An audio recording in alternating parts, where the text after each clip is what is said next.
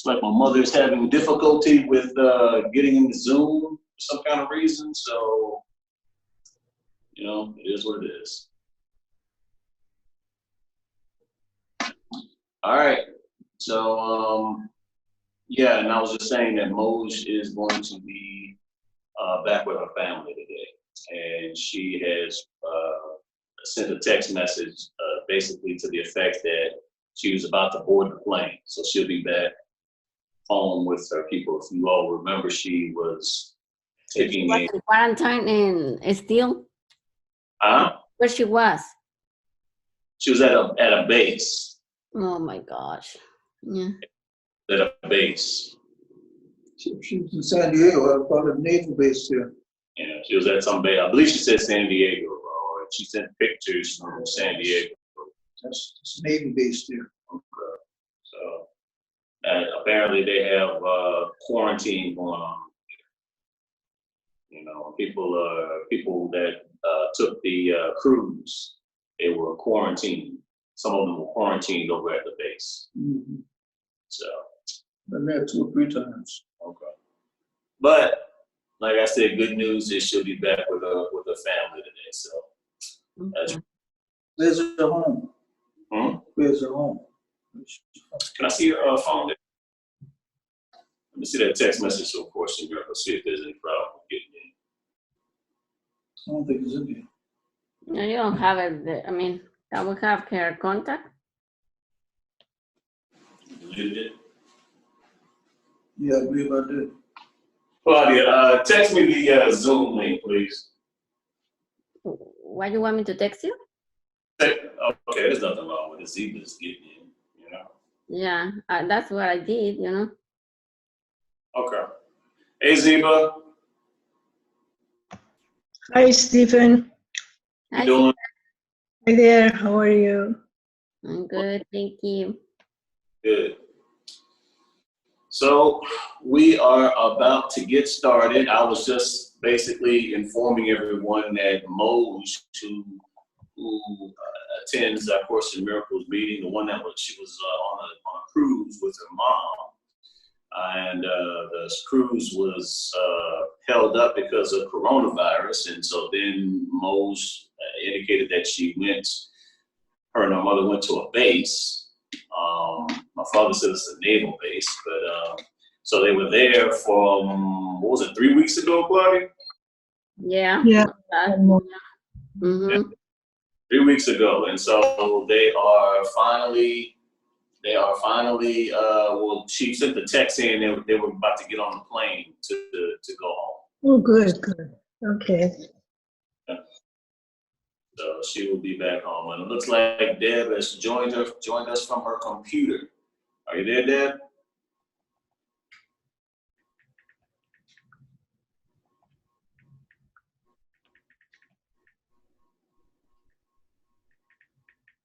All right. Well, she'll join us whenever she's ready. So let's get started with our meditation. Yes. All right. Is that Moj? Huh? Is that Moj? No, it's someone. Yeah. I'm sorry. Hi, Deb. You look different. Yeah, that's Deb. That's Deb. I'm crashing your party tonight. Is that okay? Good. That's awesome. All right, so let's get started with meditation. Set the intention. Glad that everyone could make it and join us. So let's take a moment and be still wherever you're seated. Allow yourself to be seated comfortably in whatever manner is comfortable to you. Arms face up or in whatever manner is comfortable. But allow yourself to be still and move within.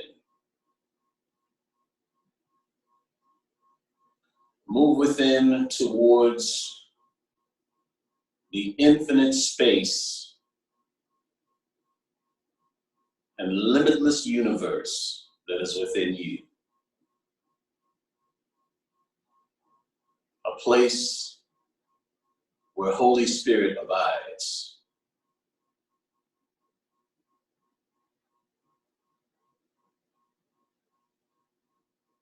Where you abide. Where God abides. And so as we move to this still space, this quiet place, this tranquil and peaceful place that exists within, allow yourself to relinquish any worries, any anxieties, any busy thoughts.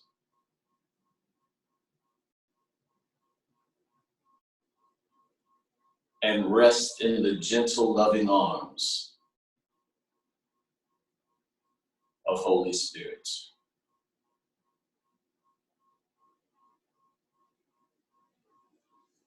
Allow yourself to be still and know that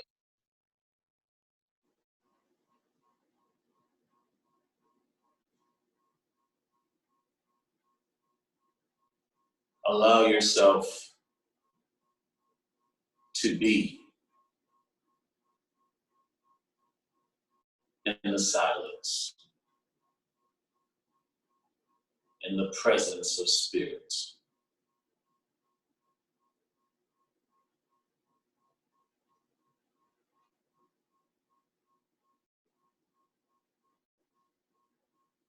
Allow the busyness of the intellectual mind to grow fainter as you move deeper still within the immense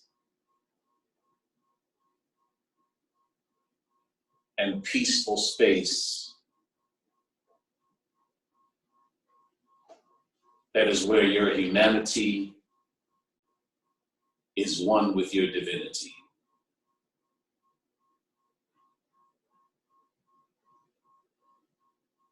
A place where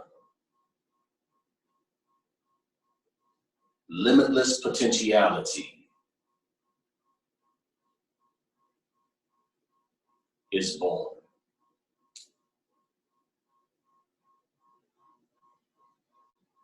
And so be still.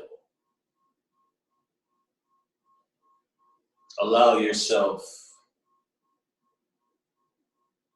to be in this place, free of worries, free of any anxieties, free of any agendas,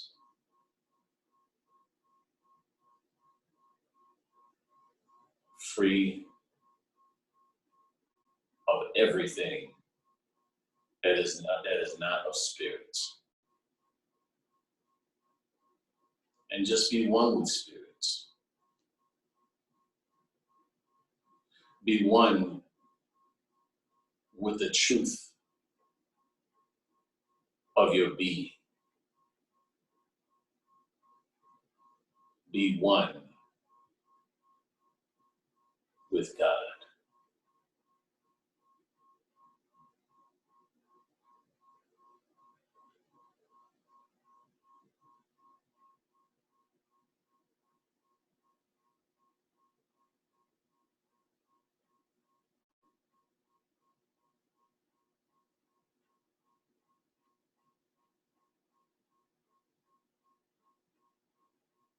If there are any thoughts that arise within you,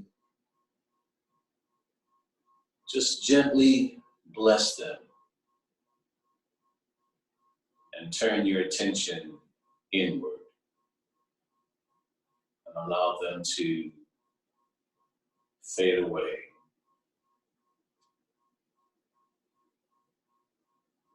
To a level of non-awareness.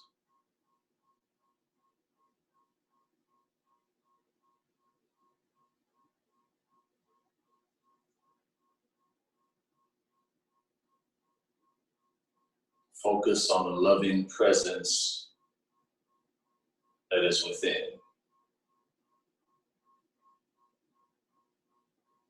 Feel that presence.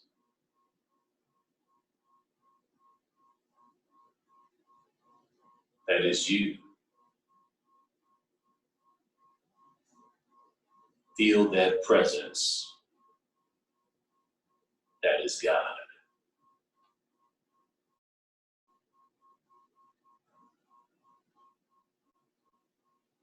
And feel the oneness.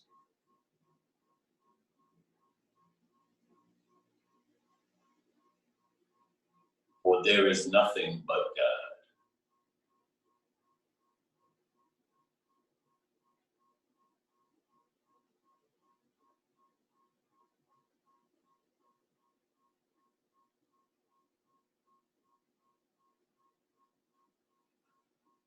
Now allow yourself to slowly and gently begin to return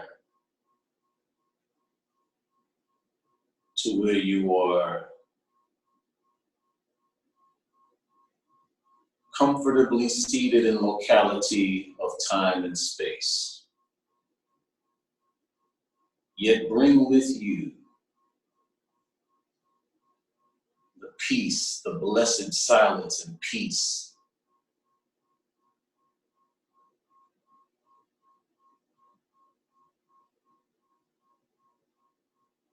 from Holy Spirit.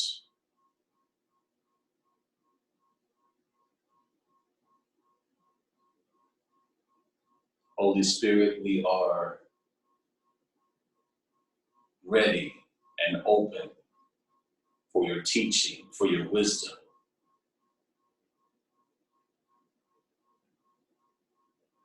We relinquish everything we think we know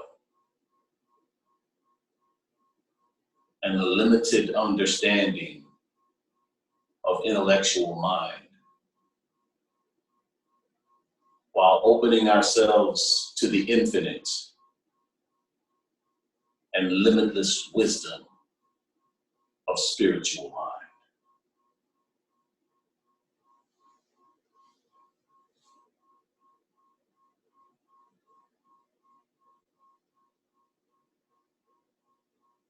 We are ready. And so as we begin another wonderful and illuminating evening of A Course in Miracles, let us begin with our opening prayer. I am here only to be truly helpful. I am here only to be truly helpful. I am here to represent Him who sent me. I'm here to represent Him who sent me.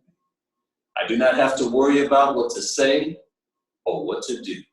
I do not have to worry about what to say or what to do. For He who sent me will direct me. For He who sent me will direct me. I am content to be wherever He wishes, And Whatever he wishes. knowing He goes there with me. knowing He goes there with me. I will be healed I will be as I let Him teach me to heal. as I let Him teach me. So it is. So it is. Amen. All right. Okay. What do we have here? Who do we have with us today? So we've got Brenda. Oh, yeah, Brenda's here. Okay. And Yes. how you doing, Brenda? Can you hear me? Is I think Jazz is here. that Jazz? How you doing, Jazz? Hey, everybody. Hi, good to see you. Great to Hi. All right. Well, I don't know if Brenda's having any difficulties with her microphone, but Brenda, if you want to speak, you have to press the little picture of the microphone, and it should be able to, it'll unmute you so you can share with us. So whenever you get a chance to do that, you'll be able to communicate with us. Jazz, what's been going on with you? Stuff. Okay. Okay. And I just I'm only here for a little while, but I wanted to definitely come hang out. So here I am. Okay, well, we're happy. We are happy. Okay. All right. So we are on chapter 11, God of the Ego. 1 or 2, depending on what version you have, the Gifts of Fatherhood. It is part 2 in mine, but maybe a different part in yours.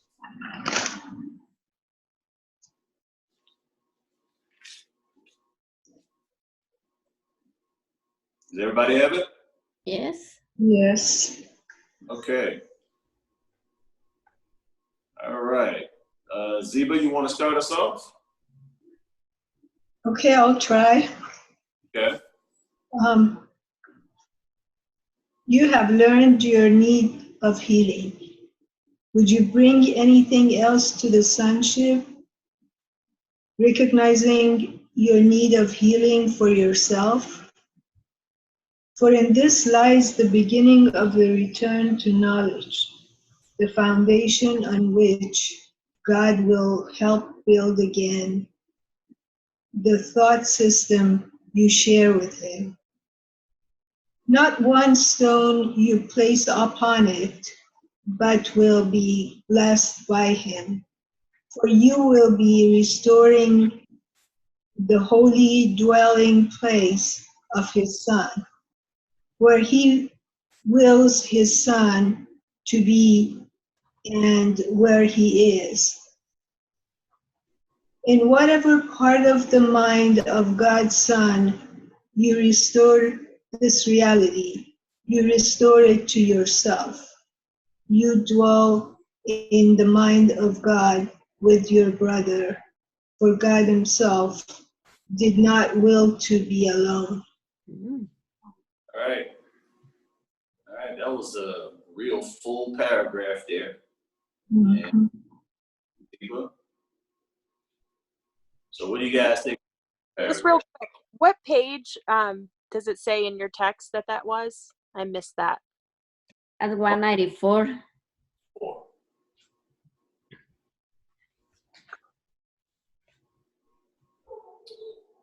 All right. So Claudia, any comments? I'm still digesting. Anything come to you, Deb? No, I'm just in the words right now.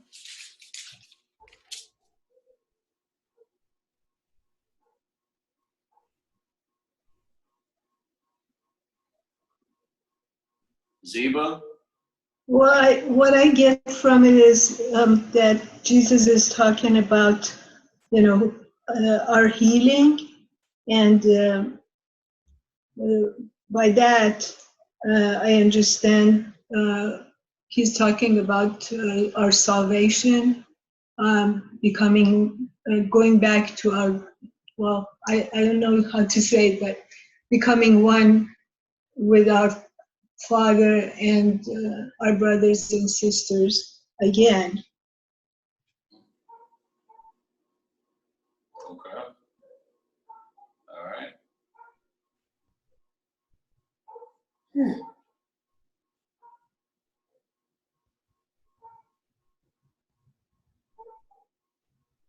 And the fact that we dwell in the mind of God, with God and with our sisters and brothers.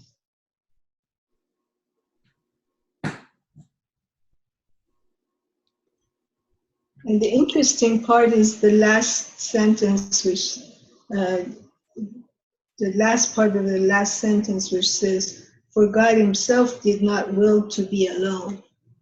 Absolutely. I love that. Absolutely. And that's the whole thing right there, Zeba. You hit the nail on the head. Thank you. Mm-hmm. Sure.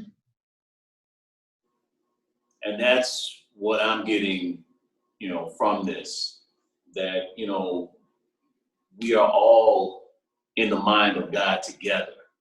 Right. And yet we have been so used to looking at ourselves or thinking from standpoints. And when I say standpoints, I'm talking about perceptual standpoints of being separate and being sometimes being at odds with some of our brothers and sisters. And I'm just speaking collectively here. I'm not pointing any fingers or anything like that. I'm talking about myself too. Okay, as looking at it from a standpoint is, me and you, as opposed to a we. Looking at me or me and you as opposed to an us, we, and inclusive type of things. But you'd be surprised at how looking at things from an inclusive standpoint, how it actually will affect your perception. Looking at groups of people and thinking of it as a them, when it's still a us. It's still a we.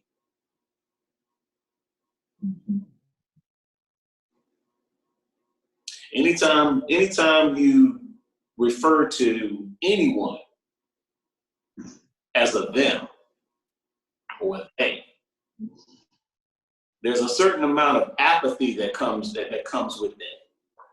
I want you to think about that. There's a certain amount of apathy that comes with that, because you're basically saying that that's something that's not you. Something that simple. You're talking about a group of which you are not a part. So it becomes a they or them. And there is no they or them. What do you think, Deb? Because when we start thinking that way, we actually separate ourselves from our brother. There is no them. There really isn't. That's an illusion. But I actually like the second paragraph of this the third sentence of this paragraph is what I really like. Third sentence, okay. The one that says, "For this lies the beginning of the return to the knowledge, the foundation of which God will help build again." So even just the learning that we need to heal, recognizing that we need to heal, brings us back into that God mind state. Yes. Absolutely. Absolutely. Thank you, Deb. For how do you solve a problem if you don't realize that you actually have a problem? How do you, how do you correct something if you don't realize that there's something that needs to be corrected? So thank you, Deb. Thank you. Anybody else? Yeah, you don't recognize you got a problem, you can't resolve it. Exactly. It starts with realization. So yeah, you and Deb were saying the same thing. It starts with realization first, or recognition, or realization that there's something that must be healed. Any add-ons to that, Claudia? Kind of quiet. Because I was also thinking in this 1 and 2, basically by recognizing your need of healing, you can help, the sonship. So you can start pointing out without, first, go within and recognizing our own, need of healing. So I was just pondering on that.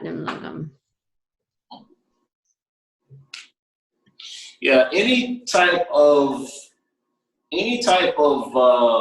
pointing of fingers,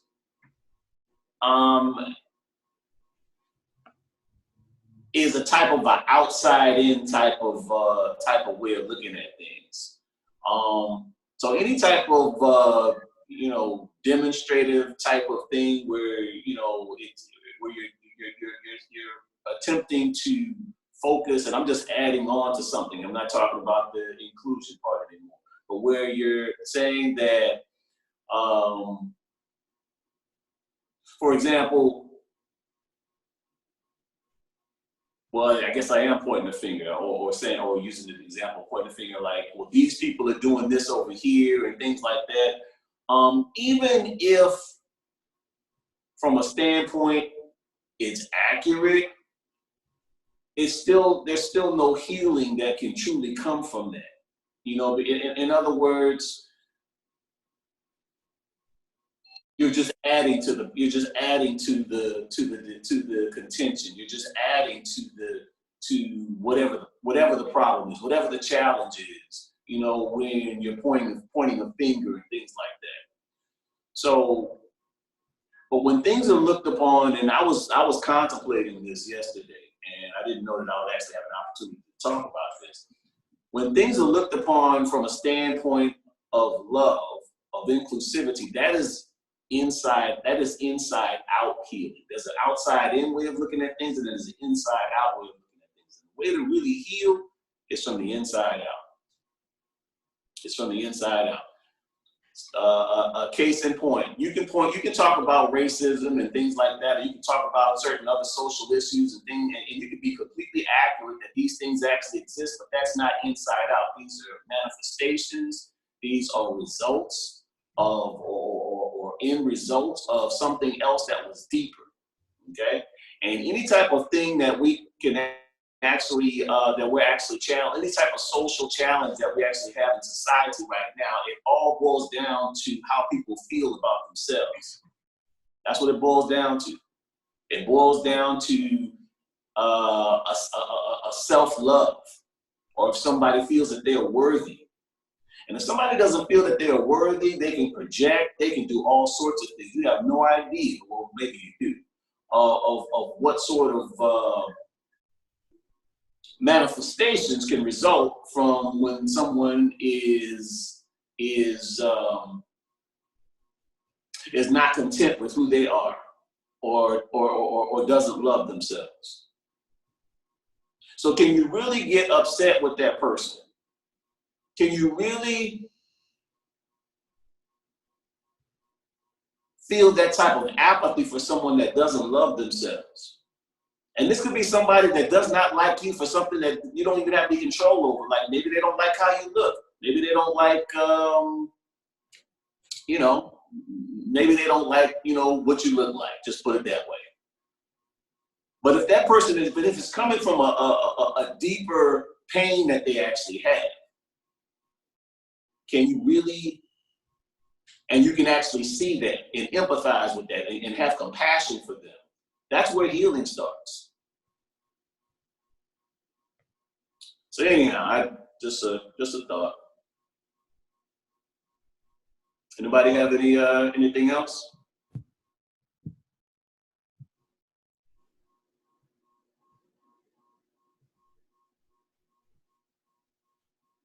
Looks like somebody else joined us. Who's that? Let's see. Oh, okay. Oh, all right. That's Shari. How's it going? Can't really.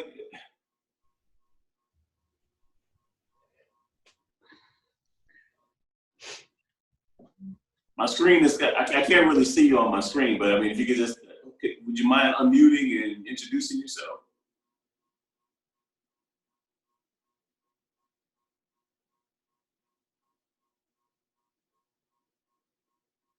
Okay, so we'll just keep on going.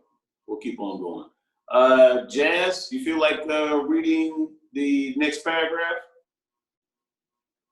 Sure.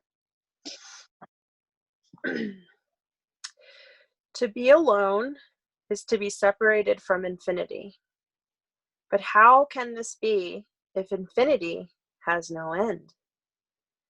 No one can be beyond the limitless, because what has no limits must be everywhere. There are no beginnings and no endings in God, whose universe is himself. Can you exclude yourself from the universe or from God, who is the universe? I and my Father are one with you, for you are part of us. Do you really believe that part of God can be missing or lost to him? All right. What do you think about that, Jazz? I think it's a standalone paragraph, but it's one thing to read it, but to actually embody it takes experiences, lots and lots of experiences to realize your limitlessness. But it's a good start. Reading about it is definitely a good start. All right. And everything is a process, just like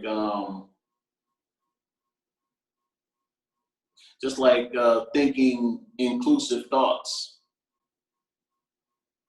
Thinking inclusive thoughts and getting out of the habit of saying they or them, you know, when you're referring to a group of people or a few people, things like that. Just thinking inclusive thoughts as far as like, you know, just keeping it, oh, what can we do about this? You know, so it's a process, you know, understanding that you're limitless, that's a process. But once you actually believe it, it becomes your truth. You'd be surprised at what you can do. So, what do you think, Claudia?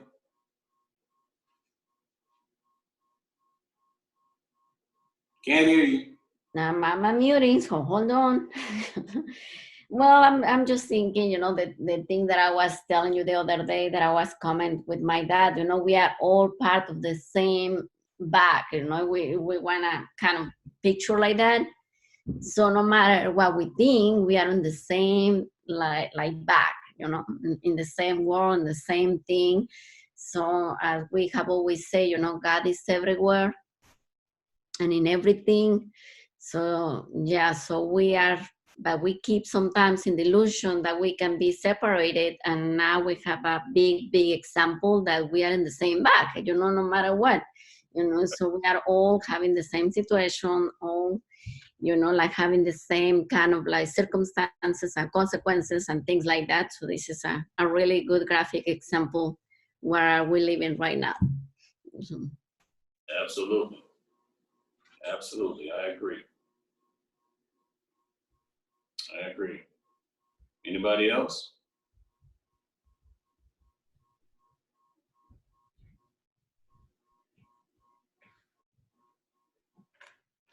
Pretty quiet tonight. We are thinking.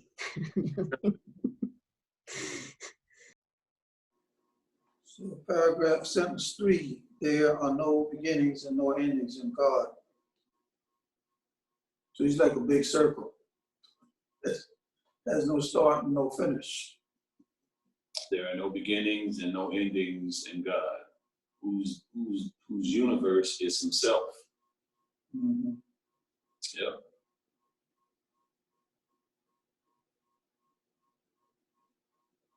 Can you exclude yourself from the universe?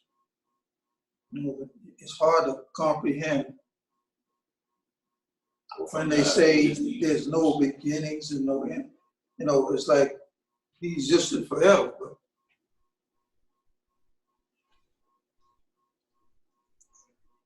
in reality, I guess everything has to have a start sometime. I mean, but that's hard to conceptualize, that he has no beginnings, and I can see that if he's here, no endings. But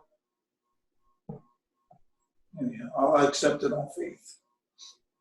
I understand what you're saying, and you know, with the concept of time, you believe that there has to be a beginning with a concept. Mm-hmm. You know, but keep in mind, time is a mental construct of man. You know, it's a mental construct that we've created, a way to measure the, you know, different points of now, a way to measure things, a way to measure time. We have this, or a way to measure past and the future and the present. We have to put all that and conceptualize it, so we have this construct of time. But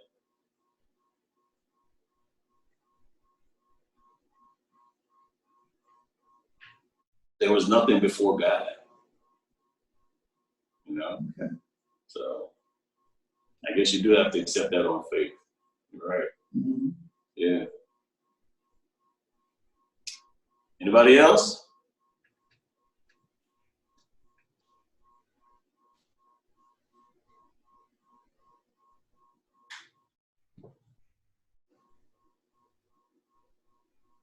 Hello, Stephen. Can you hear me? This is Brenda. Hear you now. Oh, good. I'm glad you can hear me. All right. I just wanted to comment that it's amazing to me how many people think that God is everywhere except within them. Mhm. Amen. Amen. You know, yeah. And could be a lot of reasons for that, Brenda. You know, starting in the 2nd century, they started the whole sin and iniquity thing, and that Mm-hmm. gained in popularity. And I mean, it was like full, you know, like going full, you know, in full bloom or at its apex around like the turn of the 19th century. It was when we started having new thought, or it was old thought, or the reemergence of old thought that began to kind of change things or change the dynamics of, you know, being born in sin and iniquity and all of that stuff that caused a serious devaluation of man. And that's why it's so difficult for people to think of themselves even remotely as being God or as being, you know, being one with God.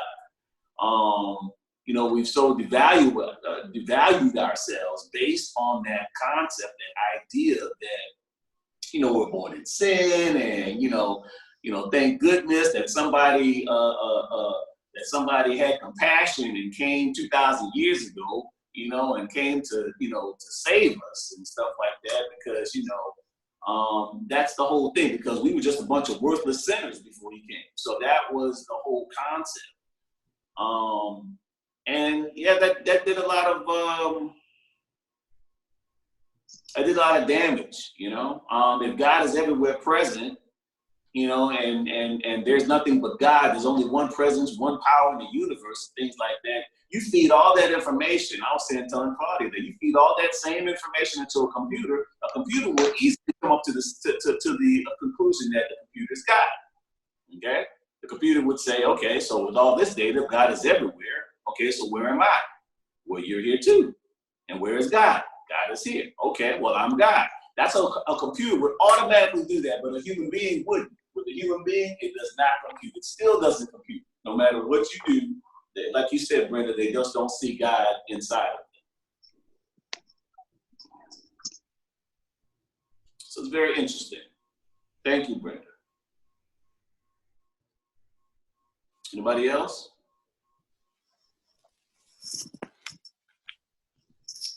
Zeba?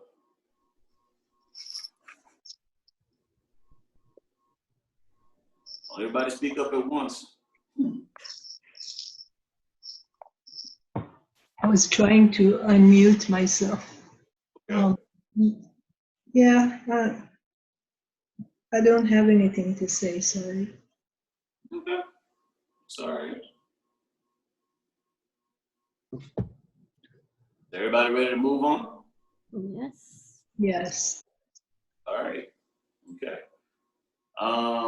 Claudia, you want to read paragraph 3? Yes. If you were not part of God, his will wouldn't be unified. Is this conceivable? Can part of his mind contain nothing? If your place in his mind cannot be filled by anyone except you, and your feeling it was your creation, without you, there would be an empty place in God's mind. Extension cannot be blocked, and it has no voids. It continues forever, however much it is denied. Your denial of its reality may arrest it in time, but not in eternity. That is why your creations have not ceased to be extended, and why so much is waiting for your return. Mm. Mm-hmm. It's almost like we're on a vacation, huh? Yeah, yeah. It's almost like we're here on like an In a extended. void, in a void, you say, like we think that we are in a void kind of thing. Mm-hmm. For our return. Mm-hmm. Interesting.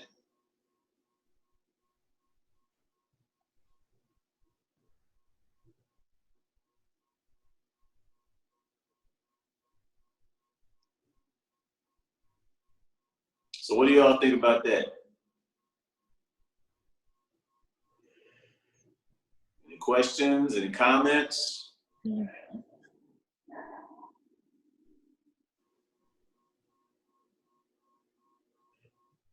I have questions about number 4.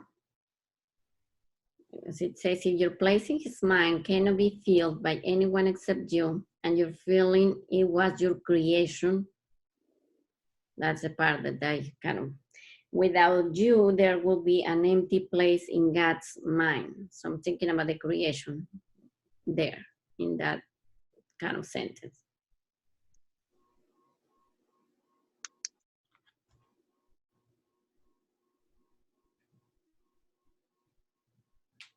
Well, how do you interpret that?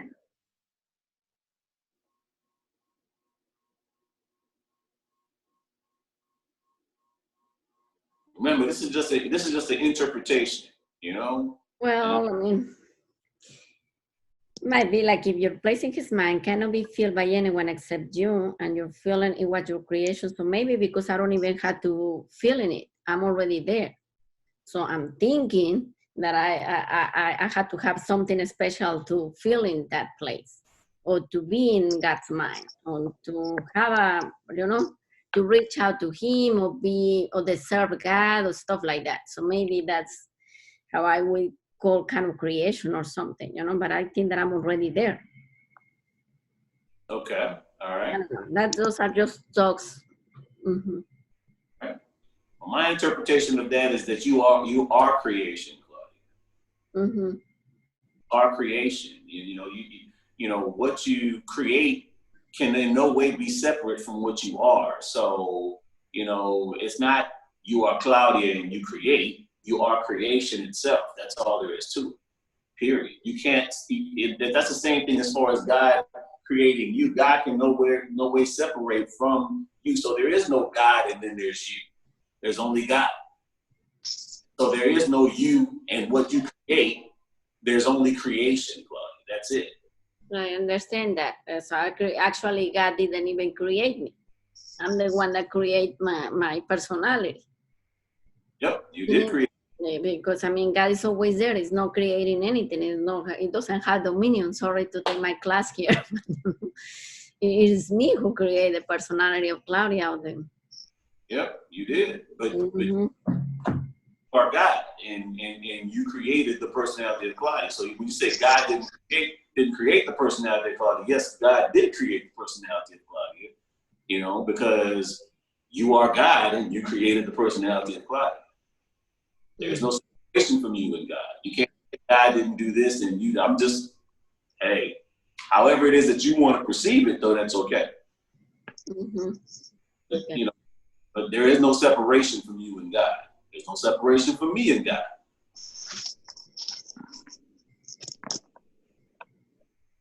And it gets kind of tricky, especially if you don't associate or identify, with God. Then it gets kind of tricky, because then you start saying there's certain things that you do and there's certain things that God does. And so you're talking about, like, in reality, you're really talking about yourself in a third person. So that's like a split mind. Mm-hmm. Like a split mind. Yeah, which is, a process, to kind of get into that, like I really, really detach from the idea that God, is outside, because somehow we keep like finding a way to put it outside, to put him outside, or to put it out of us. Yeah. Absolutely.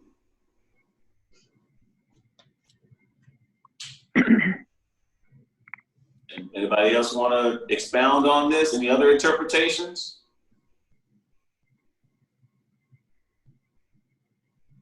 I just wanted to mention that what you guys were just talking about, the way that it resonates with me is that we're God simply playing the game of separation.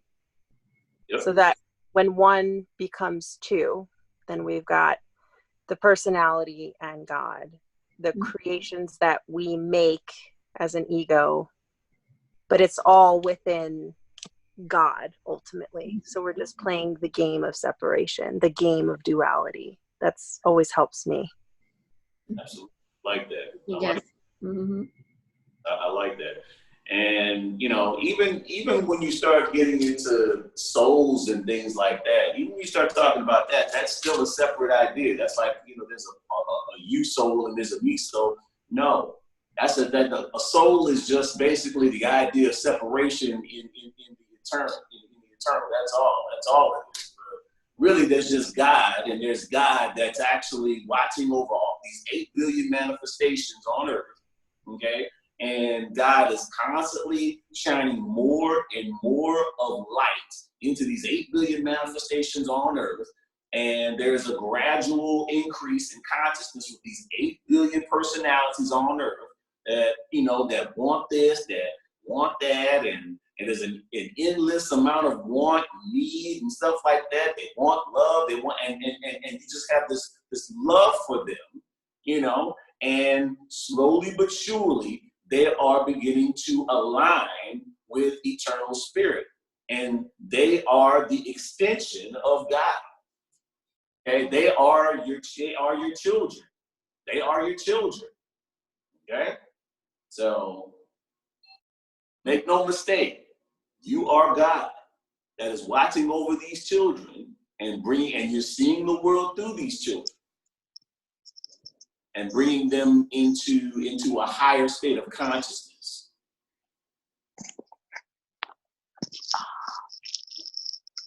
There is God. Does that resonate with you, Jazz? Every single word. All right. So does anybody have any other questions about paragraph 3, or can we move on? How we looking here? Move on. Jazz, do you want to read paragraph 4? Sure, I can do that. Waiting is possible only in time, but time has no meaning. You who made delay can leave time behind simply by recognizing that neither beginnings nor endings were created by the Eternal, who placed no limits on his creation or upon those who create like him. You do not know this simply because you have tried to limit what he created, and so you believe that all creation is limited. How then could you know your creations, having denied infinity? Mm. Mm.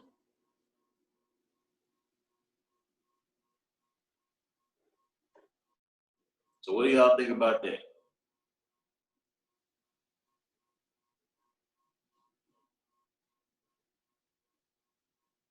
Anybody?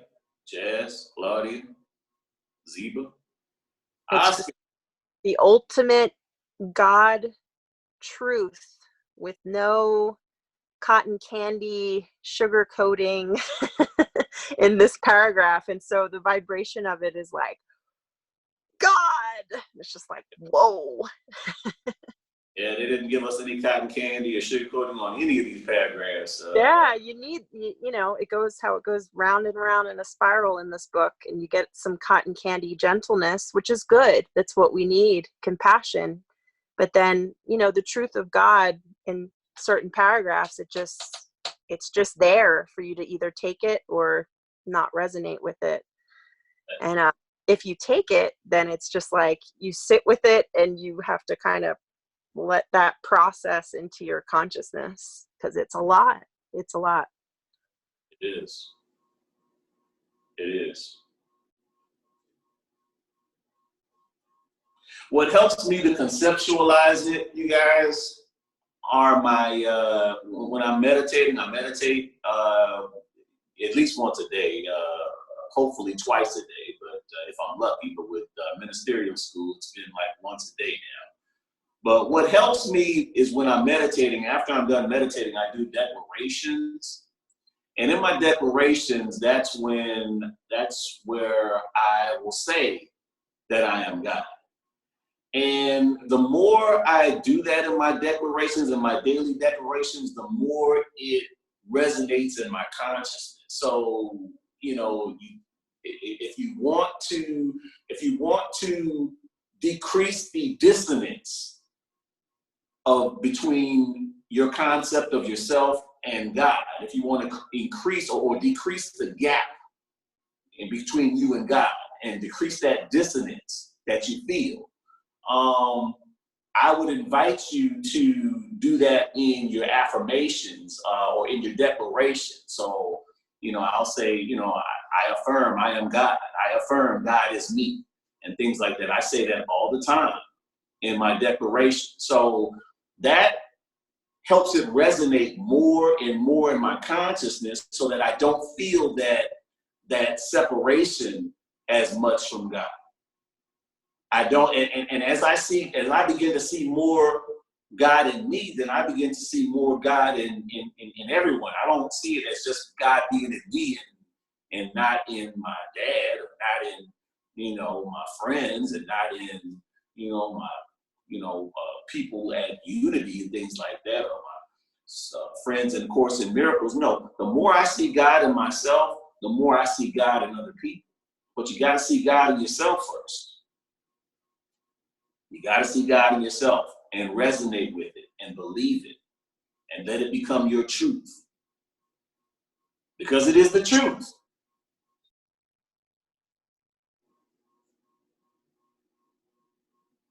But if it is not your truth, then you're not going to experience it. Then you can say it till the cows come home, but you won't experience it.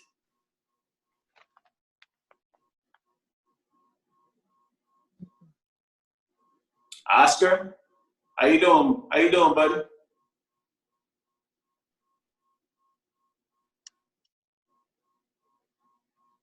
Can you hear me? I guess Oscar's just hanging out. What time do we have?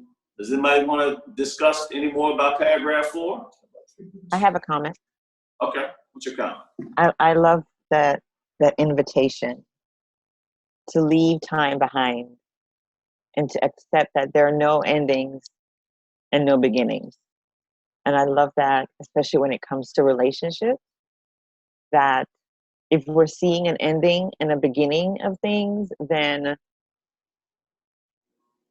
we're still attached to time. And it's that attached to that separation from God. I like that. That's something I'm going to have to put in my consciousness intentionally, to say that there are no beginnings and there are no endings in God's mind. Absolutely. And that to me just seems so beautiful, actually. It is beautiful. You're absolutely correct. Thank you, Deb. And I got a question, Deb. So how do we now? So what you're really saying practically, you're wanting to be in the eternal now. I don't want to put any words in your mouth, but that's what I'm getting the gist of that. Is that what you're saying? You want to be in the now? That's all there really is. Right. I mean, because if it's infinity and there is no time, then there really isn't any past or any future. Right. It's just the moment, this present moment. Absolutely. So, does anyone want to tell me, how do we exist in the now? How do we exist more in the now from a practical standpoint?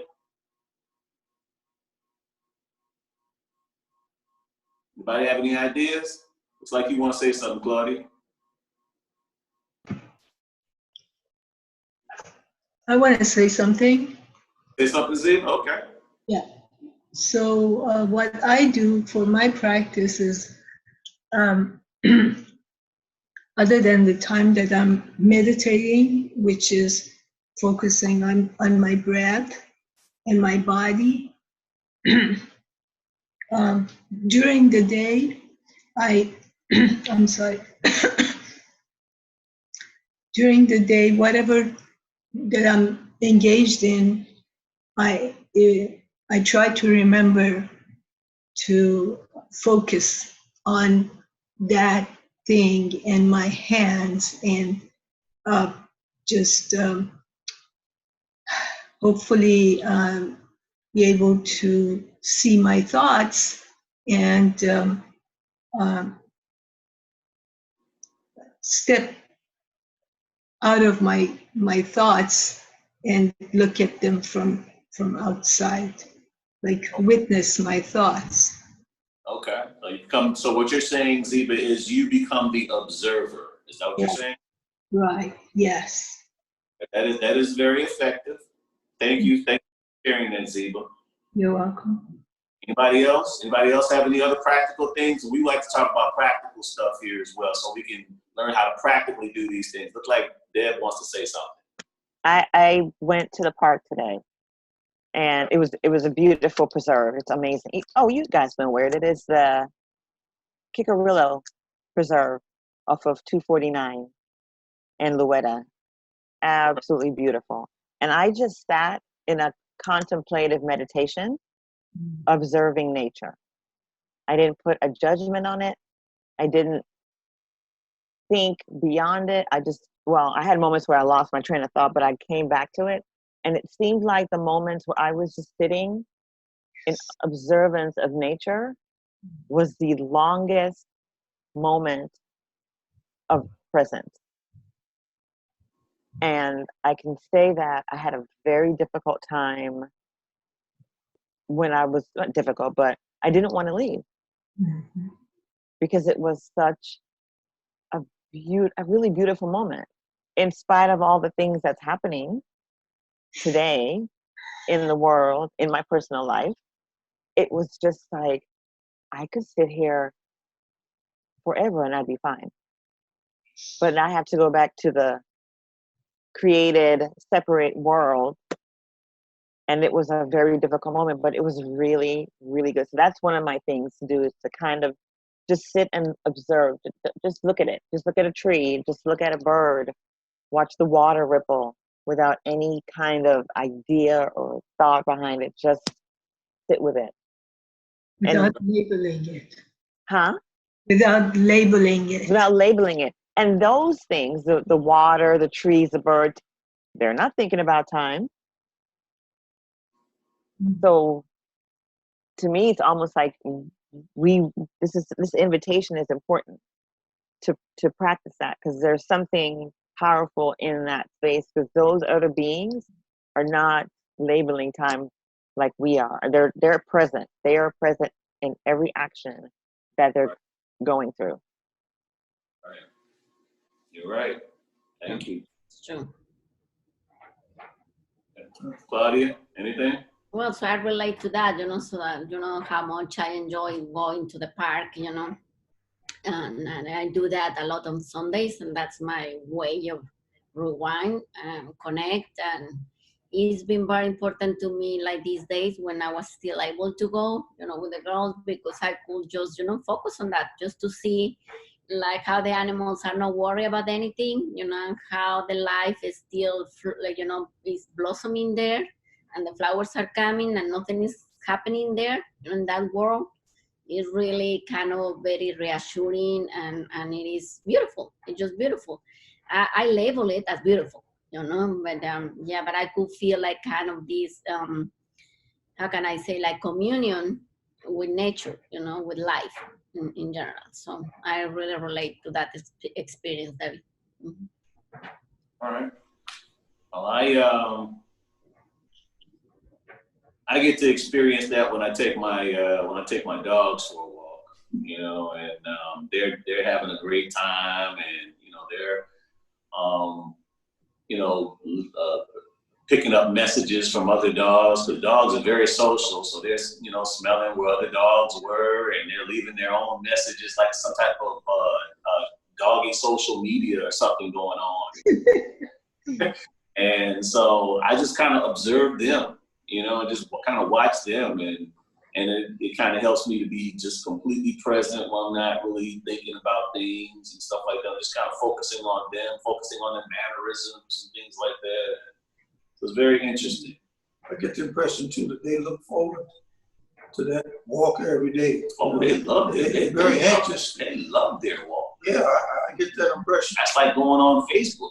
You know, it's like you know, dog book for them or something. Yeah, That they seem really happy and looking forward to that. Boy, I'm telling you. I mean, because there's a communication that's going on. There's a whole dog network out there, you know, that we don't know anything about, and they're, you know, that's what they're doing. They're reading posts from other dogs and stuff like that. So yeah, it's very interesting. I just observe it all. I observe it. So we're gonna take a break for a quick 8 to 10 minutes. Your restroom break, snack break, you know, coffee break, whatever kind of break, and we'll be back. Yeah, we set up my timer.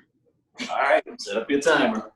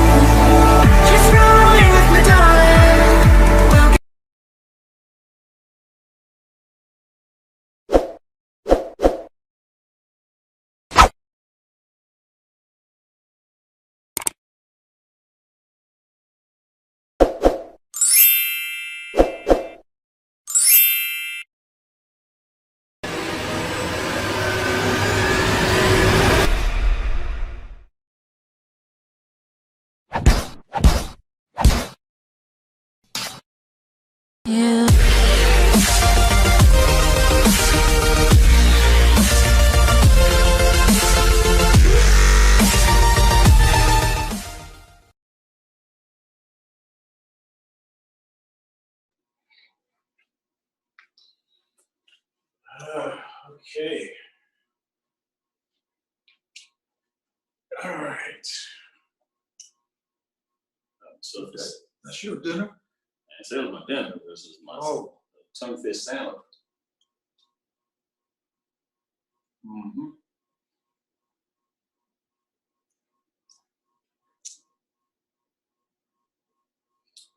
Pretty day out there today. Mm-hmm.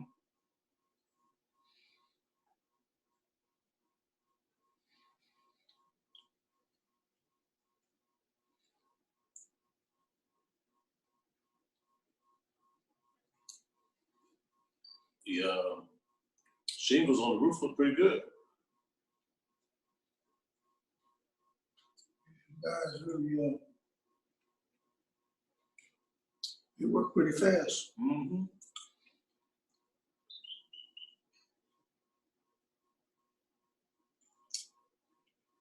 So this is 2020. You shouldn't have to deal with that again until the year 2050. I said those are lifetime shingles. They said they're not just 30 years, it's lifetime. Well, it's my lifetime, for sure. I don't know about yours. You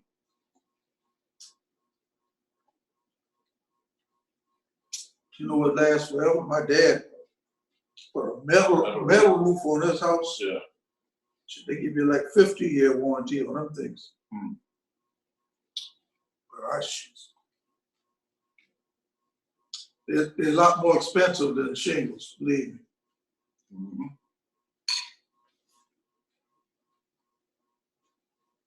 You see that mainly on commercial buildings, metal roofs. Back in the old days,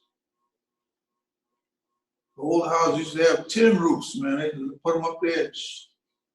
I remember our house used to have a tin roof when I was growing up. Well, when it rained, it was noisy. Yeah, rain hitting on that tin. We used to have a tin roof there. Yeah. What? House I grew up in. Asphalt shingles, I don't think they got popular till maybe in the 60s. And I grew up in the late 40s and 50s. Yeah, tin roofs. So you used to hear that dog going, hear it when it rained. Oh, yeah. Really? All right. Indeed. Well, we are back.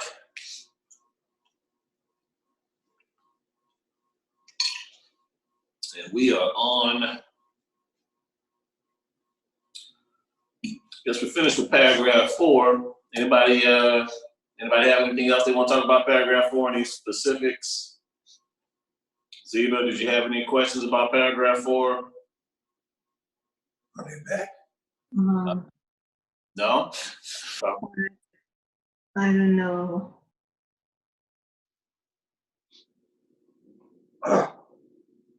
No, I guess it's clear to me. All right. Deb, are you good? Claudia, you good? Okay. How about you, Claudia? Can we move on?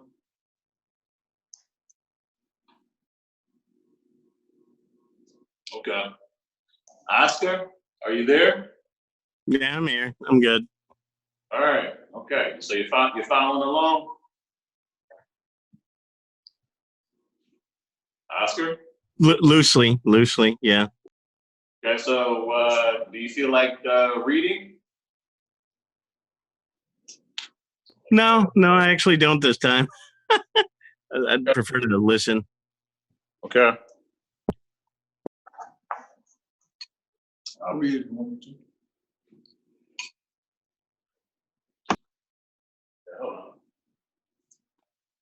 Hold on 1 second, Dad. All right.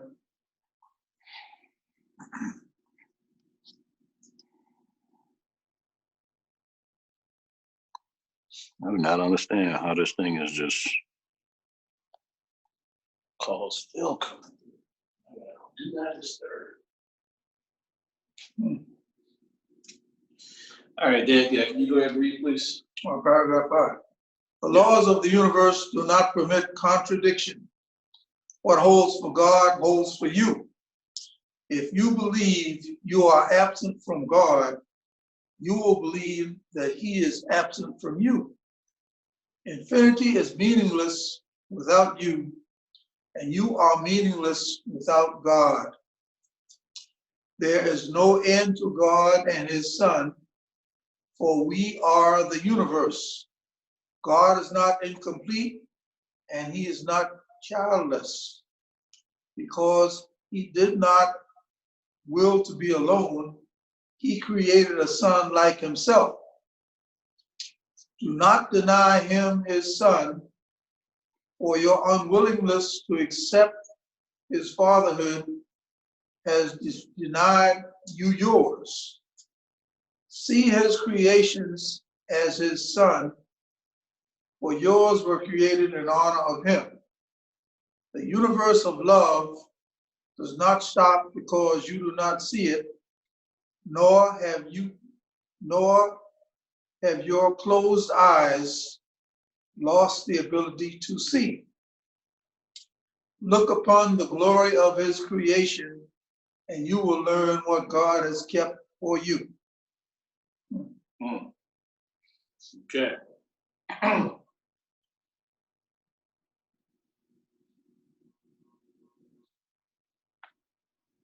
Comments, anyone? So you cannot look at God and you as separate entities.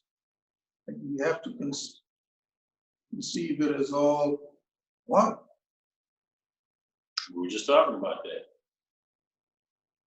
There is only God. You know, there is only God, and the only separation from God is in our head. There's only God. That's all there is. And I understand conceptually wise that it's a challenge for most of us.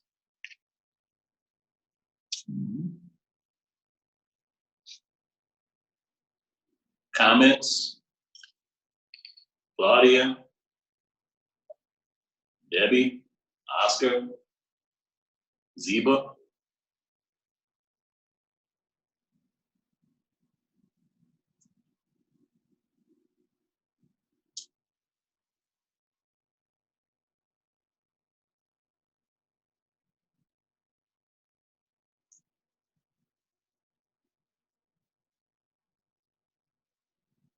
Okay, so what I get from this is that, I'm sorry, was somebody trying to say something? I was going to jump in real quick. Yeah, please. Because this is under the heading of the Gifts of Fatherhood. And right there it says, what holds for God holds for you. If you believe you are absent from God, you will believe that he's absent from you. And I was thinking we could take that the other direction, that if we believe that we are one with God, then he's one with us. Absolutely. Mm-hmm. Absolutely. And that's a gift. That's a gift. And Debbie, as you believe that you are one with God, how will you feel about other people? Definitely one with them. Absolutely. It's all relative. Thank you, Debbie. I was just about to say it. I'm so glad that you spoke up, because I was just about to say what I got from that. It's all relative. So your perceptions of your brothers and sisters are the same perceptions that you have with God. Okay? So that's all I'm going to say. Whatever perception that you have with God, and however difference that you feel that you are from God, is the same difference that you feel that you are from your brothers and sisters. I want you to look at that.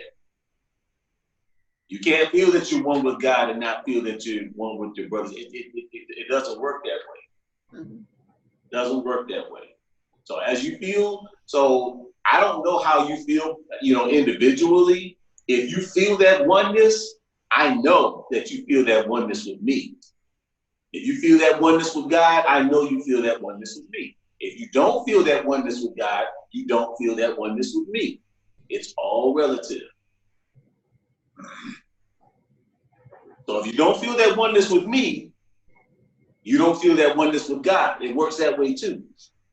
It works that way too. If you don't feel that you are one with me or have a sense of oneness with me, then you're not going to feel that you're one with God.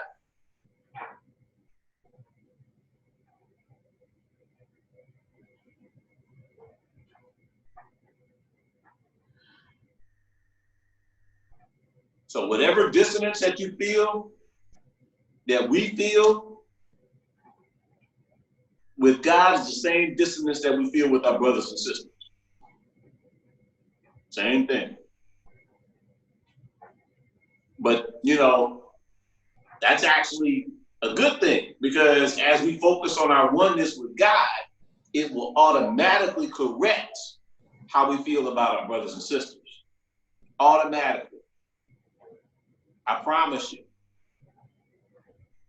the closer you remove the dissonance, that idea that you are separate from God, it will automatically, you don't have to worry about dealing with it on two different fronts. You just focus on that one thing with God, and it will automatically heal with me. Automatically, at the same time.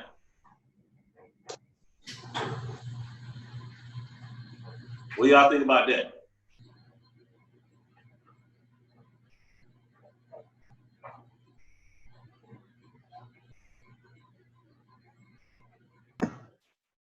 Yeah, please. I can relate to what you're saying because I can say that I feel my oneness, I'd say most of the time. I make an effort to stay in that space. And because I feel that, I also feel oneness with people, especially when they're experiencing pain or fear on a large scale. I feel all of that. I don't feel separate from it. I don't have a reaction to it, but I definitely feel it. And that's something I think takes some getting accustomed to, because if you're not feeling fear or anxiety or pain or panic in your own spirit, to feel it collectively or with another person, you want to pull away from it. But then if you pull away from it, then you're pulling away from your oneness with God. So you kind of have to sit in it, and hold this space while you're in it. It's like a paradox almost. I'm glad you said that. I'm glad you brought that up. I'm so happy. It's an excellent point. You can feel oneness, Debbie, with God and with your brother and sister. And even if they are going through something, you don't have to go through the illusion, when you know the truth. So when you know the truth, you don't have to go through the same illusion that they may be going. As a matter of fact, the compassion that you have for them, understanding what the truth is, that this is all going to clear up, and that, the sun's going to shine, and they're just going through something that's a necessary thing for them to go through for their healing. But you have this compassion because you were there.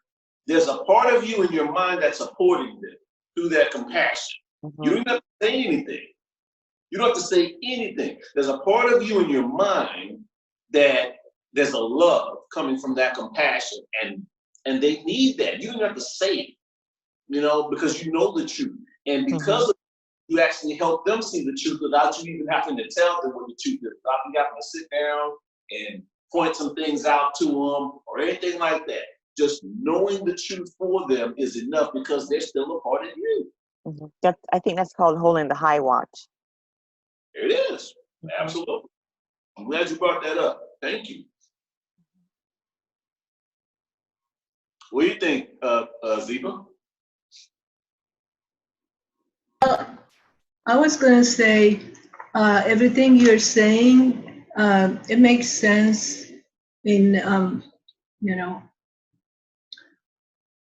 it makes sense to me. And I have been trying to see my oneness with the rest of the humanity, with everyone else, and my oneness with God. However, I think this is easier in theory than practice. When, for example, a sister or brother acts out, I kind of want to be out of that circle. I don't want to belong with that person because I don't want to be like them. And I understand that our oneness is different than what we experience in this world. because I am one with my sisters and brothers in truth, not in this illusion. However, because I'm not over the illusion yet, I guess for most of the part or some of the part, I have difficulty. It doesn't come that natural to me, you know, as it probably comes to you or Deb or someone else. Okay, thank you, Ziba. We're all in this together, Ziba. We all go through illusions, trust me, you know? And I'm glad that you brought that up. So let me just say what works for me, okay? Because I can't really tell people because, you know, again, whatever works for you is what works for you. But I'm going to share what works for me. What works for me is my constant working on alignment with God. And what I am finding as I am aligning my consciousness, first of all, just to associate myself with God. With God and I are one. Okay? I've come a long way. Okay? And you know, however much more I have to go is how much I have to go. It's a wonderful journey, but the dissonance for me is definitely shrunk. Because there was a huge dissonance for me at one point. At one point, God was somewhere way off somewhere. Way off. And over time, God began to come a little bit nearer, and a little bit nearer, and a little bit nearer, and a little bit nearer, and a little bit nearer. So it's a process.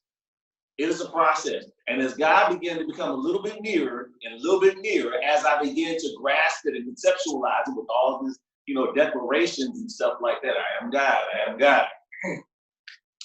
Then I began to see more of a connection.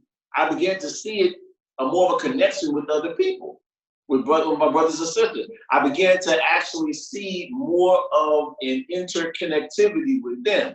I wasn't focusing on my brothers and sisters though. I was focusing on God. That's what I was focusing on one way, okay? But what I found is that as I just focused on God and my healing and stuff like that, I found that I felt more of a closeness with other people, with my brothers and sisters. And I began to feel more of a compassion. Even if somebody doesn't like the way I look for, like, you know, my skin color or something like that, I began to feel a compassion because, you know something, that person doesn't feel very good about themselves. They don't feel very good about themselves. They may think they feel good about themselves. They don't feel good about themselves. And so because they don't feel good about themselves, I'm going to have compassion for them. This is not some type of fake compassion. They don't feel good about themselves. Have I not felt bad about myself? I sure have. So I was there. I've been there. Now I honor who I am now, but I can't tell you that I always honored who I was. So as I'm honoring who I am, I'm beginning to honor who other people are. I'm telling you, it's all relatives. As I'm beginning to shrink the dissonance between God and myself and see more of God in me, I'm beginning to see more of God in you, Ziva, and more of God in you, Deb, and more of God in you, Clark, and Deb, and Oscar, and everybody else. And as I begin to see more of God in other people there, that's only because of what I'm doing on me. Ain't got nothing to do with nobody else. It got to do with me. As I begin to see it, then I'm beginning to not react as much when I see somebody demonstrating something for me. Because that's all they're doing is demonstrating something. And I'm like, okay, so what's going on here? What kind of lesson am I supposed to be learning here? You know, what's happening here? You know, I mean, yeah, okay. I mean, I guess, you know, a long time ago, yeah, I would have engaged this. I would have jumped right into the illusion. I would have, bam, what? What did you say? You know, I would jump right in there, you know? I'd have jumped right in that pool and started swimming, doing the backstroke and everything else. But I mean, I've done it before. I've done that before. I've done it. There's something else going on here. There's no random events. There's no such thing as a random event. So this is happening for a reason. So what is the reason? What's the message? What's the message I'm supposed to get? What am I supposed to learn? Okay. And that's just over time. It's just a process, even. That's all it is. Yeah, I agree. Thank you very much for that explanation. And I have actually experienced the same thing. The thing is, probably I'm not patient enough to get there completely. It's just, I still, I still have difficulty forgiving right at the moment. It takes me a few minutes. Yeah. That's okay. That is okay. We all have things that are challenging for us as far as forgiving stuff, Ziba. I still have stuff I'm working on right now. So, hey, that's okay, And I feel what you're saying, and I'm with you. I'm with you on this. There's no separation between you and me. Trust me. Everything that you're going through I'm going through a relative thing. I'm going through an even thing that's relative to the Ziba thing that you're going through. And so is Debbie. She's going through a Debbie thing that's relative. It's not the exact same thing. Because her journey is different. Same thing with Claudia. She's going through a Claudia thing, just like you. So is Oscar. We're all going through the same relative thing. So there's nobody that's higher or beneath anybody. Yeah? Everybody's going through something. Thank you. Absolutely. So, are we all ready to go? Move on, or we want to talk about this paragraph some more?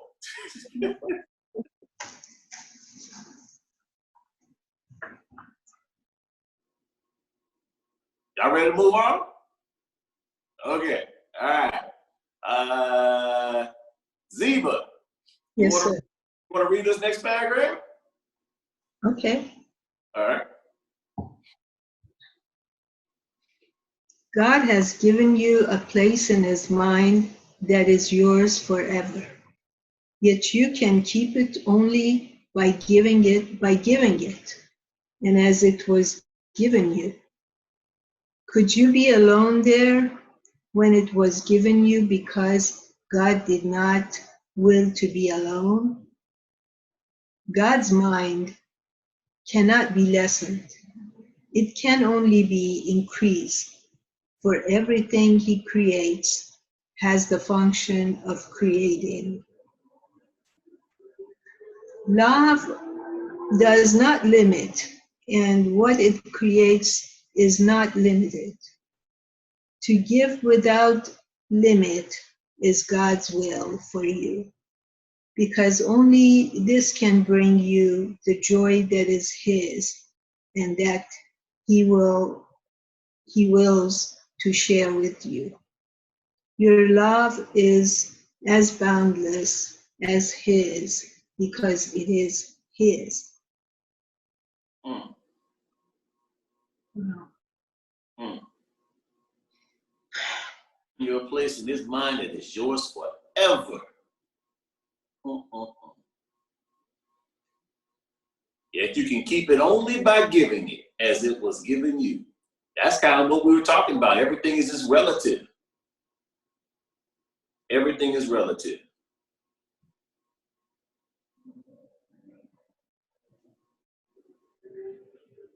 Could you be alone there when it was given you because God did not will to be alone? Mm-hmm. That's powerful.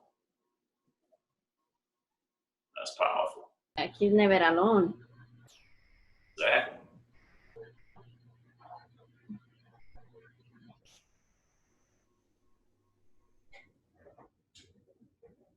Yeah.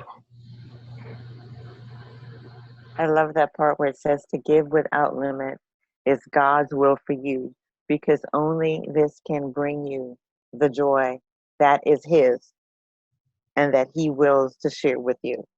Okay. That's pretty powerful right there. Just love. Mm-hmm. Mm-hmm. Mm.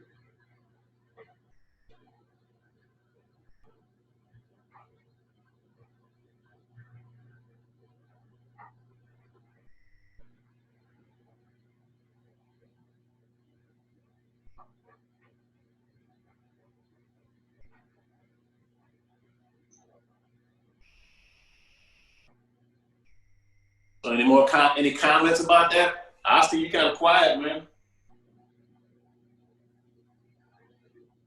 Just listening today. Okay. All right. Yeah. Number 4, God's mind cannot be lessened.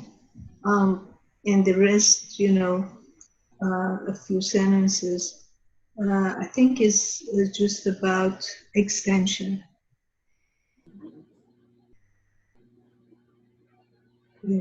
And the fact that God can only create. Nothing is going to be lost. Everything only can be extended more.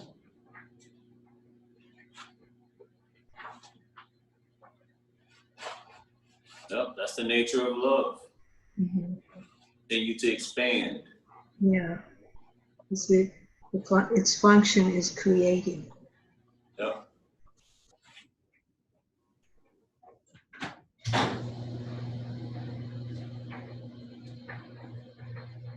Notice what it says, love does not limit. Now, okay, these are absolute truths, but we can still exercise some of these absolute truths in practicality. So how can we exercise where it says love does not limit? How can we exercise being in a place of love where we're not limited? What other things can we not limit? Because we've talked about this, as far as like expectations on people, placing limits on people, on other people, wanting people to do or be or behave in a way that you feel is acceptable. Okay? That's how, in practicality, unconditional acceptance, love does not limit. However this person is and how they are. That's how and you know something?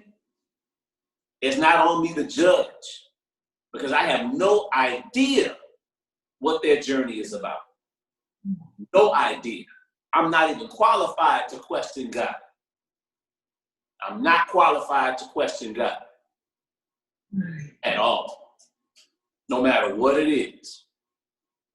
So if God is going through an illusion here, then so be it, because there's a lesson with this illusion. And I don't even know what are the implications of this lesson. For example, I have no idea how many people are observing this lesson that this person is going through and who are getting the lesson themselves. I have no idea the divine nature of what is going on here. It is not on me to judge this. It is not on me to judge this. It is not on me to judge God.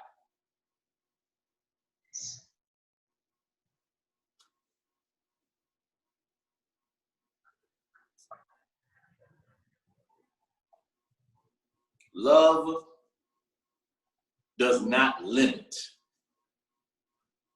And it also, to me,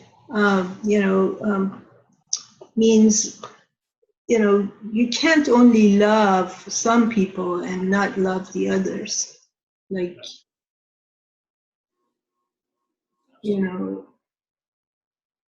the circle of love. Absolutely. Limited. Absolutely.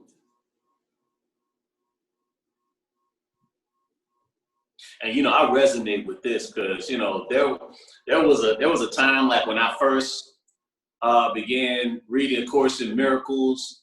And so I just thought I had just come across this wonderful truth that I wanted everybody to know about. And I wanted everybody to start reading The Course in Miracles and stuff like that. And so I was just like, you know, you gotta read this, you know, because it was my truth. But it was still another expectation. It was still another, me wanting people to perceive things the way I perceived it, or read the teachings that I was reading and things like that. And yeah, my intent was to help or whatever, but you know something? No, that's their journey. Love does not limit. Period. So just honor somebody's journey. Now, if they ask you something, then you tell them your truth. You go ahead and bring your perception of the event. And if they decide that they like the water that you're giving them, that they like this water, the way this water tastes, then they may say, tell me more. Okay, you want some more water? Here's some more water for you. Other than that, it's not on me to tell you how to think or try to train you how to think or anything like that. This is your journey. I honor your journey. Love does not limit.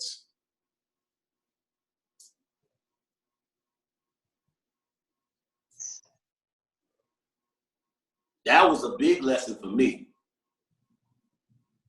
That was a big lesson for me. I don't know about y'all, but I had my own expectations for the entire world.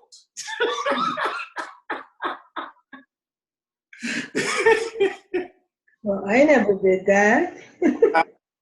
What'd you say? I said, I never did that. I said, I don't know about you. I'm just saying, things didn't happen the way I figured they should happen. I'm like, what is wrong with this person or whatever? And see, something's wrong with them now because they're not because they're not thinking like I think they should think, because they're not doing something that I would be doing in the situation where they're not me. Stephen, they're not you. Mm-hmm. That was me. I can't speak for anybody else, but that was me. I've been there. You been there too? Oh yeah, I've been there. I think that's a universal lesson for most people. I think, I think we're always projecting our ideas on other people. And I remember when I was married, my husband always tell me, he would say, not everybody's like you. And I was like, but why aren't they like me? And it took me, it took me a while to really grasp what he was saying, but not everybody is like you. So you got to pull back and allow people to be who they are and meet them there and love them there. And that was a huge lesson. But it takes a lot of pressure off of you also. It sure does. Mm-hmm. It's freeing. It's so free. Thank you, Debbie, for saying that. Thank you. That's why Donald Trump doesn't bother me. That's why, a lot of certain situations and circumstances and stuff like that don't bother me. Why don't they bother me? Because something, I'm not meant to understand somebody else's journey. So I just relinquish that. Do you? Because you've got a lesson, you got a perfect lesson involved, and I just don't know anything about it. And it's okay. That is free. It was hard work being in control of all of that stuff. It was hard work. And getting frustrated anytime somebody stepped out of the line of my expectation or whatever it is that I had for circumstances, for situations, for events, all kinds of different things, for people, behavior, all kinds of different things. Yeah. That was me. So, and we just moving right along, aren't we? Nobody has anything else to say? Y'all ready to move on some more? Okay. Claudia, would you like to read paragraph 7? Yes. Could any part of God be without his love? And could any part of his love be contained? God is your heritage because his one gift is himself. How can you give except like him if you will know his gift to you? Give then without limit and without end to learn how much he has given you. Your ability to accept him depends on your willingness to give as he gives. Your fatherhood and your father are one. God wills to create and your will is his. It follows then that you will to create, since your will follows from his. And being an extension of his will, yours must be the same. So, love, love, and love with no limits.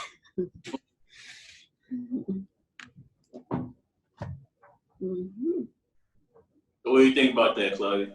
Yep, I mean, that's just what I say, you know, so you cannot keep the love. I mean, in order to feel the love, you had to keep, you know, like in the energy of giving it out, you know, like, and that's how you recognize, it's how you feel the love of God. And it's basically the extension of it. And that's your, you know, that's within you, is our heritage. I mean, it's just in us to recognize it and extend it. Absolutely.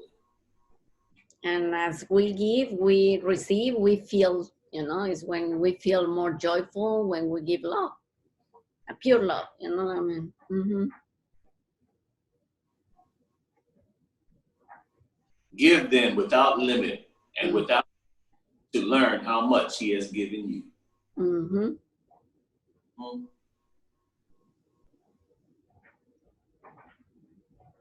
Your ability to accept him depends on your willingness to give. Mm-hmm. As he gives. Mm-hmm. Your fatherhood and your father are one. Now, I want y'all to look at that. Mm-hmm. I want y'all to look at that. Your fatherhood and your father are one. Isn't that what we were saying before, that there is no creator after all? Well, I didn't exactly say it like there's no creator. I mean, like God is God. I mean, it's not our father, it's not, you know, it's the way that we refer to it. But after all, I mean, we are just part of God, you know, it's no less, no more. Well, there's no, see, and I know it's a difficult concept, but there's no parts. You know, there's just extension or whatever you want to say it, and there's just God. So when the little drop, you know, because I'm doing a lesson on the little drop for ministerial school, I have to do a children's lesson. I create a children's lesson. So when the little drop that's looking at the ocean, you know, the little drop is looking at itself. It's so little, you know, it thinks it's so insignificant, right? You know, and it goes through its own thing and stuff like that. And there's this huge, vast ocean that goes as far as the eye can see, all right? But once the little drop actually trusts and actually gets into the ocean, the little drop becomes the ocean. The little drop becomes every part, the farthest shore and everything else. There is no separation from the ocean and the little drop. The little drop is the ocean, and the ocean is the little drop. And the little drop's consciousness is completely all over the ocean. There's no section of the ocean. There's no little part where this part right over here, the ocean is the little drop, and the little ocean part where the little drop is. No. The little drop then becomes the ocean. So the little drop gains everything. And it was just a little small little speck. But once it actually went into the ocean, it gained everything. But it already had everything. It just didn't realize it.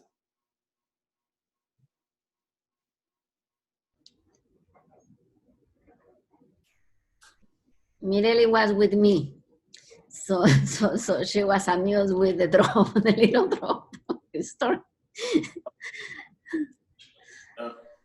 That's gonna be the children's lesson that I give for youth and family ministry class. The importance of youth and family ministry class I'm taking in ministerial school. So that's my week 6 assignment. Okay. Yeah. So, what do y'all think about that? Little drop sounds like a New Thought rapper. Yeah, huh? Hold on. Mhm. Okay, so it's that same concept, you know, and I know it can be a challenge, you know, but it's just like that, you know. It's like there's no Debbie part of God and Stephen part of God, you know. Once we're in there, we're all the same. We're all the same person at that point. You know what I mean? We're all the same person at that point, you know. And we had all of these different manifestations, okay, that we were kind of raising on this planet called Earth and teaching them alignment and teaching them to align with the truth of our being, which is spirit. But there was no individual part of God. It was just God, period. You know, as far as the far reaches of the universe, you know, and beyond, you know, we were all that there was. And there was nothing outside of us. And we were all one, the same one, that very same one. So,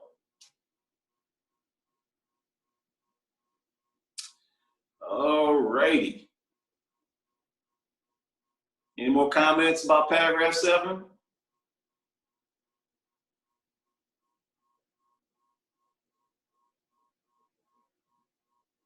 Any questions? Anybody want to discuss any other sentences before we move on to paragraph 8? Yes, I would like to underscore number 5, which says, your ability to accept him depends on your willingness to give as he gives. Okay.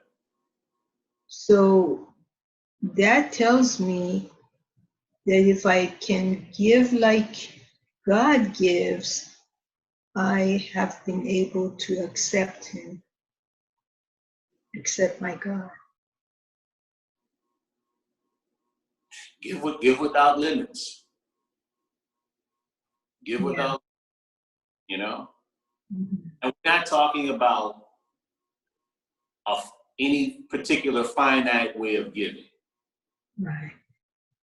So let's just make sure that we're on the level. So if you have, you know, some family member that wants you to, you know, give all your money out of your bank account to them or something like that. I mean, we're not talking about a particular finite way of giving, okay? We're just talking about giving, you know? So however it is that you give, you know, whatever beauty, whatever love, whatever it is, you know, to give without limits, you know, don't hold back, you know, speak your truth because that person needs your truth. They need your truth, not your half truth, not, you know, your you know, what you think they want to hear. No, give your truth on it. What resonates with you? Give it.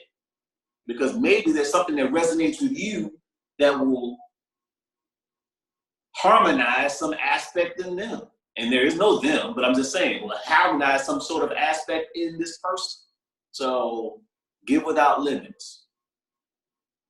So keep in mind. You know, I'm sorry. anyone wants to say something?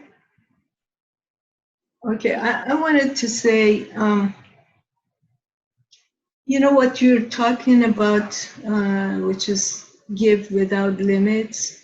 I think I have been trying to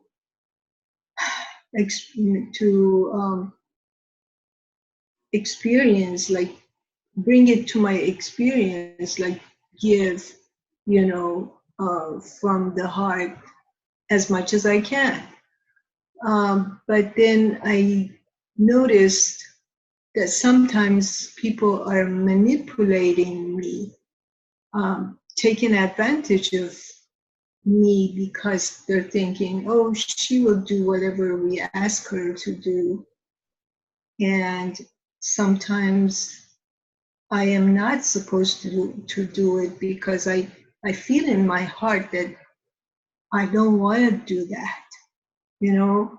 But then I'll be like, oh, but they're asking for help, and I cannot, reject that. I need to help them out. But there's also,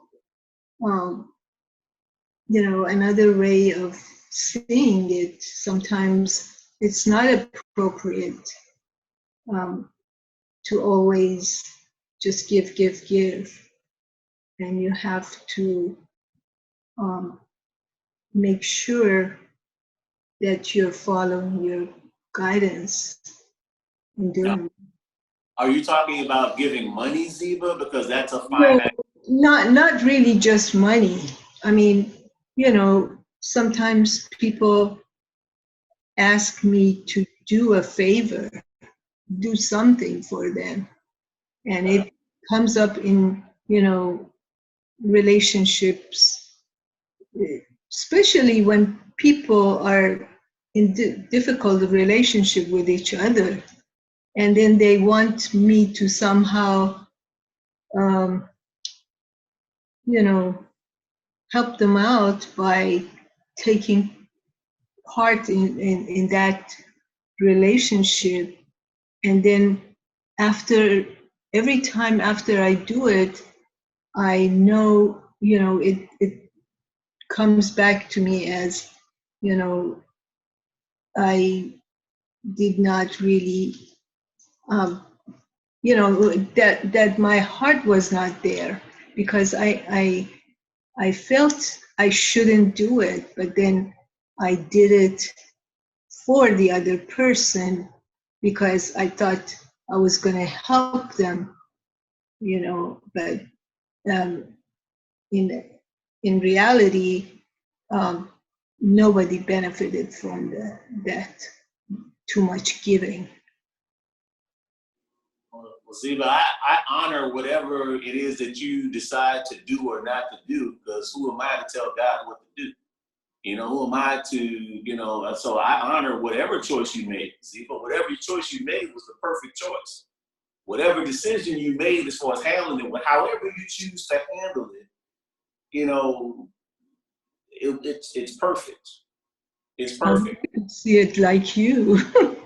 I mean, there's lessons in it, though. I'm just saying that we're all do our own little curriculums, everybody. We're coming together right now to discuss some of these things, but at the same time, we're all going through a curriculum right now. And so how are any of us qualified to tell any of us what decision to make in this curriculum? So again, whatever it is that you're doing, whatever decisions you're making, whatever your choices that you're making, that you're deciding as far as to do this or don't do this, if they're all perfect, Ziba, I honor it. Ziba, I can't tell you what to do, but for me, I put the word no in my vocabulary, and if somebody wants me to do something and I don't feel comfortable, I just say no. And I have no reservations about using that word.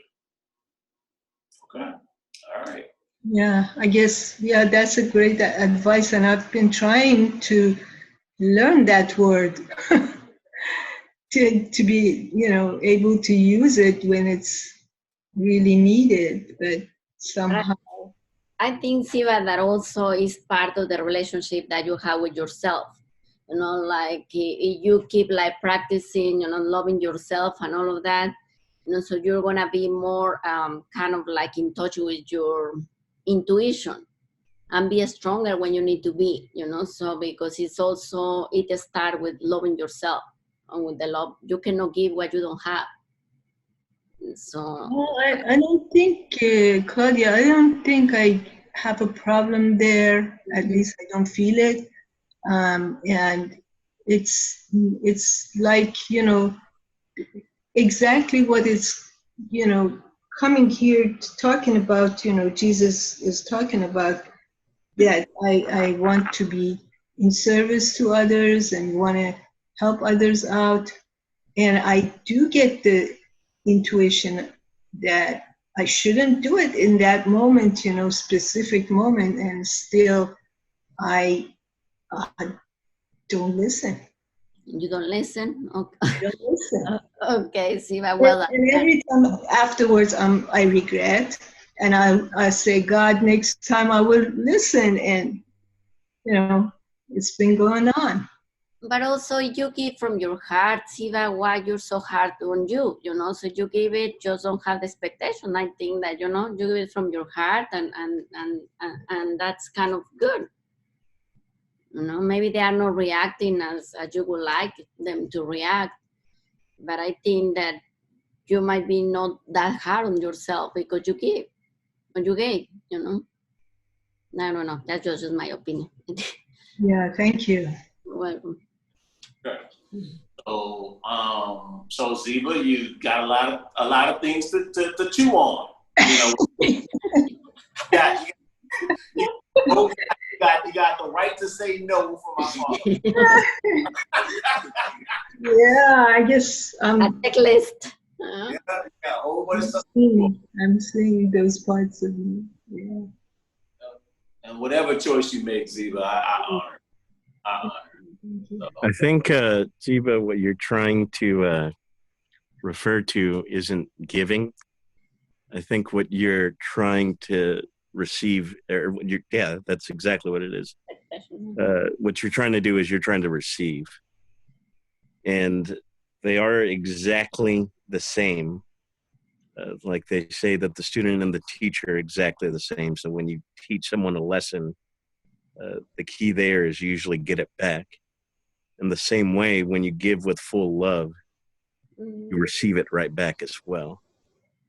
So I guess the question is, are you giving with full love without any attachment to whatever form it is that you're looking to? That's sometimes what I ask myself as well. I don't know if that helps. Yeah, that's a good question. The thing is, if I gave, I think and I feel like I'm giving from my heart, but if I am not feeling good about that, that means my intuition says don't do it. So therefore, Don't do it. Yeah. not coming from the heart. You see what I'm trying to? It's like a contradiction in myself. No. I know it's always the voice of the ego and the Holy Spirit are. Yeah. Notice that it's the same voice. It's the same voice. Which one you're? It's the same voice. It's just how you feel. Yeah. To the voice. So if you feel bad, then it's usually the ego talking. Yes. all right. So now you got something to chew on from Oscar. He just getting all the advice and stuff like that. But whatever you decide to do, Ziva, just understand. Thanks. Hey, I stole that advice from someone else, by the way. So just good advice. It's all good. Thank you so much. Absolutely. So, with all that being said, we are going to go ahead and wrap this up with a closing prayer. And I don't know, maybe somebody else would like to close us out with a prayer. How you feel, Deb? You feel like praying? Sure. Okay, all right. Okay.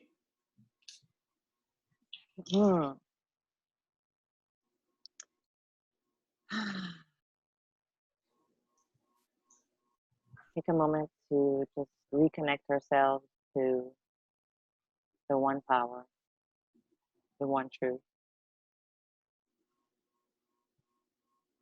This presence that is within us, that is us.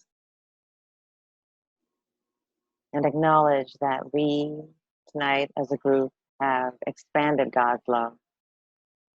And we do so with gratitude. To sit in this space of friends, to open our hearts and our minds, to learn, to grow, and to take this with us to whomever we cross paths with is an expression of God's love, expressing itself through us. And so we sit in this wonderful moment in truth and gratitude and say thank you Thank you. Thank you. God is good, and so it is. Amen. Yes. Amen. Thank you, Debbie. We appreciate it. I had to put you to work, Debbie, because last time you was here was like, I don't know, about 2 months ago or something like that. So I figured let me get her the prayers out. Well, I don't know when I'm gonna see you again. So. Well, I really don't have an excuse now that I am at home. So, and since, I'm missing everybody so much, I am taking the opportunities to really jump into more like situations and opportunities like this to see everybody. So I've been doing this all week, and I don't think it's going to change. I really don't, at least personally for me, because it's just been a very expansive experience despite what is going on in the world. This has been a joy. This has been a joy. So you'll probably see me more. And I did John's on Monday. So now I've got 2 of these going at the same time. All right. Yeah. Okay. So if we catch you next Thursday, if you come next, I'm gonna have you do the opening meditation then. Okay. Oh Lord. Hey guys. All right, Oscar, man. You have Bye, Oscar. It's been a pleasure, you guys. Thank you so much. All right. Have a good night, everybody. All right. You Thank too. you. Bye. Well. All right. Bye, Ziba. All right. Bye, Ziba. Bye, Claudia. Bye, Deb. Yeah.